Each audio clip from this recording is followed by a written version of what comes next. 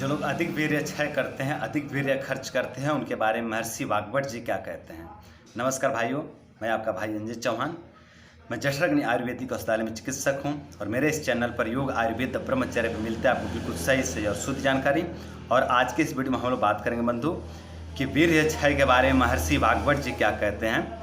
तो देखिए बंधु, अधिक वीर्य क्षय के करने से ओज का क्षय हो जाता है और ओज का क्षय होने से क्या क्या लक्षण प्रकट होते हैं उसका वर्णन महर्षि वाग्भट जी किए हैं अष्टांग हृदय में। तो हम चलते हैं अष्टांग हृदय में और देखते हैं कि महर्षि वाग्भट जी क्या कहते हैं ओज क्षीण के बारे में, ओज क्षय के बारे में। देखिए, कह रहे हैं कि इसके क्षीण होने पर मनुष्य दूसरों से डरने लगता है। ठीक है, अकारण डरना लगता है दूसरों से, बिना किसी कारण के।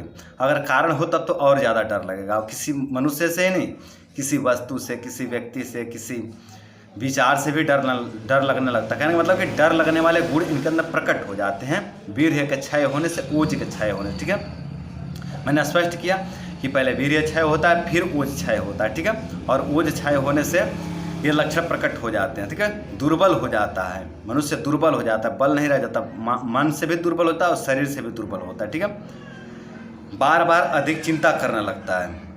सिर्फ ओज के क्षय होने से बार बार अधिक चिंता करने लगता है, उसकी इंद्रियां दुखित हो जाती हैं, इंद्रियां दुखी हो जाती हैं, वह कांति रहित हो जाता है। अर्थात बाल में जो कि मलिनता आ जाता है, आंखों में मलिनता, चेहरे पे मलिनता और विचार में भी मलिनता आ जाता है। ठीक है, उसका मन दुखी रहने लगता है, मन दुखी रहने लगता है, शरीर रुक्ष हो जाता है। रुक्ष का मतलब होता है सूखना, शरीर सूख जाता है, रुक्ष हो जाता है, ड्राई हो जाता है, वह कृश दुबला हो जाता है।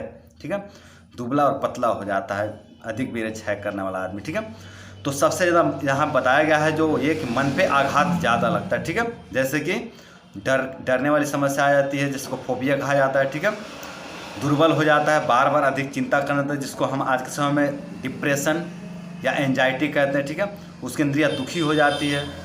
तो इस तरह के मन पे बहुत ज़्यादा घात लगता है, मन पे बहुत ज़्यादा प्रभाव पड़ता है, दिमाग पे बहुत ज़्यादा प्रभाव पड़ता है वीर्य के क्षय होने से और ओज के क्षय होने से। ठीक है, तो इस तरह से महर्षि वाग्भट जी ने ओज क्षय का या वीर्य क्षय का वर्णन किया। ठीक है, इसका वीर्य क्षय का एक जगह पे और वर्णन किया है, पर वहाँ विस्तार से नहीं बताएं, यहाँ पे थोड़े विस्तार से बात की है। ठीक है, अब हम बात करते हैं कि जब ओज रहे, अगर ओज बढ़ने लगे आपके शरीर में तो क्या क्या दिखता है। ठीक है, तो ऐसा कह रहे हैं महर्षि वाग्भट जी कि रस से शुक्र पर्यंत धातु समस्त धातु, ठीक है, रस से शुक्र पर्यंत समस्त धातुओं का सर्वश्रेष्ठ तेजस ओजस है, ऐसा कह रहे हैं। आप इसको एकदम सरल भाषा में कहें तो कह रहे हैं कि सातों धातुओं का सार भाग जो है वो ओज है। ठीक है, ऐसा महर्षि वाग्भट जी कह रहे हैं, ओज है। ठीक है, वह हृदय में स्थिर रहने पर भी संपूर्ण शरीर में व्याप्त रहता है।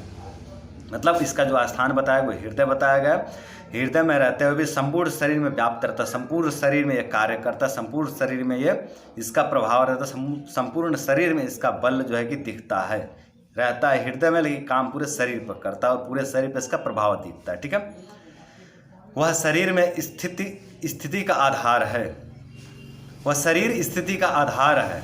ठीक है, वह स्निग्ध अर्थात ओज स्निग्ध सोम गुण युक्त शुद्ध तथा लाल पीला वर्ण वाला होता है। लाल पीला वर्ण वाला मतलब लाल और पीले रंग का होता है ओज, ऐसा कह रहे हैं। ओज के नाश होने पर मनुष्य की मृत्यु हो जाती है।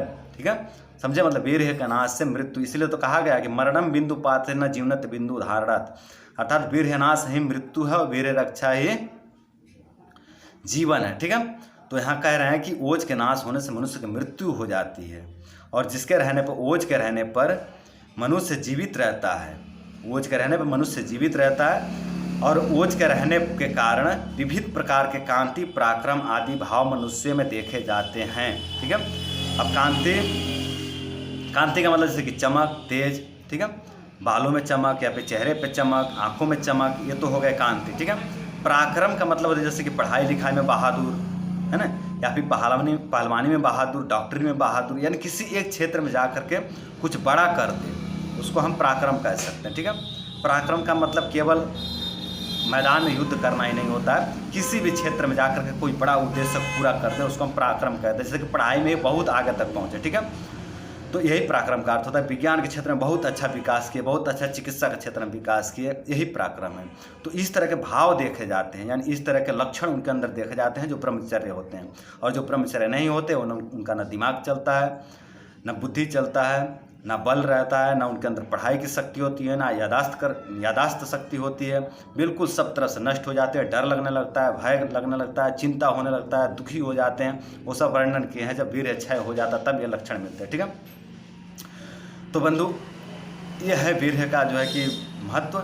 तो वीर्य का रक्षा जरूर किया जाए और इसका प्रचार प्रसार किया जाए। इसका प्रचार प्रसार आप ही करोगे, कोई डॉक्टर आपको नहीं बताएगा। डॉक्टर नहीं बताते हैं। डॉक्टर देखिए, बिना वीर्य का कोई डॉक्टर नहीं बन सकता। जो भी डॉक्टर बने हैं, जितने भी डॉक्टर्स हैं, सब ब्रह्मचर्य के दम पर ही डॉक्टर बनते हैं, पर वीर्य का प्रचार नहीं करते, ब्रह्मचर्य का प्रचार नहीं करते।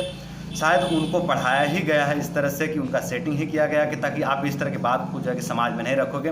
क्योंकि अगर इस तरह के समाज में इस तरह की बात अगर समाज में रखा गया तो बड़े बड़े हॉस्पिटल बंद हो जाएंगे। और जब हॉस्पिटल बंद हो जाएगा तो इतनी बड़ी बड़ी कंपनियां, इतने बड़े बड़े हॉस्पिटल नहीं चलेंगे। और जो ये अरबों खरबों की जो कमाई हो रही है औषधि बेच करके, दवाई बेच करके, एलोपैथी की, वो सब बंद हो जाएंगे, कम हो जाएंगे, नहीं चलेंगे। इसीलिए इस पर जो है कि बात नहीं किया जाता है। नहीं तो बीमारियां का मूल कारण तो यही है। ओज के नष्ट होने से मनुष्य डरने लगता है, फिर अनेकों प्रकार के उसके अंदर जो है कि रोग उपद्रव जन्म लेते हैं। ऐसा आयुर्वेद में कहा गया है कि जहाँ वात प्रकोप के जब लक्षण बताया ना महर्षि भागवत जी, वात प्रकोप के कारण, कि वात के प्रकोप होने के कारण क्या है, तो वहाँ अधिक वीर्य क्षय, अधिक मैथुन या अधिक हस्त मैथुन की चर्चा की गई है। ठीक है, कि अधिक वीर्य क्षय शरीर में वात दोष के प्रकोप होता है, और वात दोष के प्रकोप में शरीर में अनंत रोग के जन्म लेते हैं। अनंत रोग, जिसकी कोई गिनती नहीं कितने रोग होंगे। तो इस तरह से जो है कि महर्षि भागवत जी कहते हैं। तो बंधु आप इसका जो है कि प्रचार प्रसार करें। और जो भी मित्र आपका, जो भी कोई बंधु मित्र, पहचान वाला, परिचित अगर इस तरह के रोग से पीड़ित है, जो अधिक वीर्य क्षय करके रोगी हो गया है, कांति रहित हो गया है, डर लगता है, भय लगता है, एंजाइटी है, डिप्रेशन है, चिंता से ग्रसित हो गए हैं, तो उनको दिखाएं ये वीडियो। और इस तरह के वीडियो उनके पास शेयर करें जिससे कि वो इस बीमारी से बच सकें। क्योंकि इस बीमारी का चिकित्सा हॉस्पिटल में नहीं हो सकता। हॉस्पिटल में आप जाएंगे, आपको लूट लिया जाएगा, पर इस बीमारी का चिकित्सा उनके पास नहीं है। इस बीमारी का चिकित्सा केवल आप ही कर सकते हो, और वो ब्रह्मचर्य से करना पड़ेगा आपको। ब्रह्मचर्य ही इसका सबसे बड़ा औषधि है इस तरह की बीमारियों का। तो जिनको भी डर लगता है, भय लगता है, वो ईमानदारी से, साहसपूर्वक रह करके कुछ दिन तक ब्रह्मचर्य का पालन करें। आप निकल जाओगे इससे बाहर। आपकी जो भी समस्याएं हैं, रोग दोष जो शरीर में प्रकट हुए हैं, वो शांत हो जाएंगे धीरे धीरे।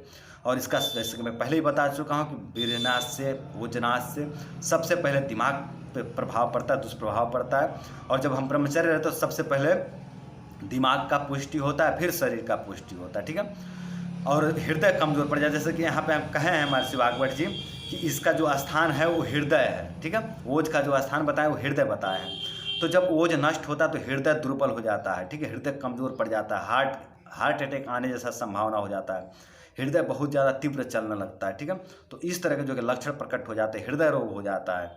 ठीक है, हार्ट का रोग हो जाता है, ब्लड प्रेशर का रोग हो जाता है, अधिक वीर्य क्षय के कारण अनंत रोग होते हैं। अनंत, इसकी कोई गिनती नहीं। यहाँ तो शॉर्टकट में बता दिए हैं महर्षि भागवत जी, पर इसके अनेकों रोग होते हैं वीर्य क्षय होने से। तो वीर्य का पालन, ब्रह्मचर्य का पालन जरूर करें, वीर्य का रक्षा जरूर करें। अगर आप किसी भी रोग से पीड़ित हैं तो इसमें ब्रह्मचर्य आपको सहायता करेगा, ब्रह्मचर्य सहायक करेगा। साथ में आप औषधि भी ले सकते हैं अपने रोग दोष के अनुसार। तो आज के लिए इतना ही।